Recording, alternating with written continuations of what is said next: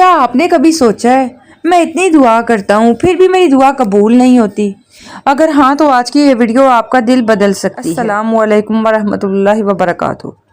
बहुत से लोग शिकायत करते हैं और एक ही शिकायत करते हैं कि मैं दुआ करता हूँ लेकिन कबूल नहीं होती। लेकिन हकीकत ये है कि अल्लाह तबारक तआला हर दुआ सुनता है। नबी पाक सल्लल्लाहु अलैहि वसल्लम ने फरमाया, तुम में से हर एक की दुआ कबूल होती है जब तक वो जल्दबाजी ना करे। सहाबा करम रज़ियल्लाहु तआला अन्हु ने पूछा, जल्दबाजी क्या है? आप सल्लल्लाहु अलैहि वसल्लम ने फरमाया, ये कहना कि मैंने दुआ की लेकिन कबूल ही नहीं हुई। सही बुखारी और सही मुस्लिम की हदीस शरीफ है। तो मोहतरम ख़वातीनो हज़रात, हम महदूद सोच रखते हैं लेकिन अल्लाह ताला सब जानता है। कभी हम एक चीज़ मांगते हैं लेकिन वो हमारे हक़ में जो है बेहतर नहीं होती।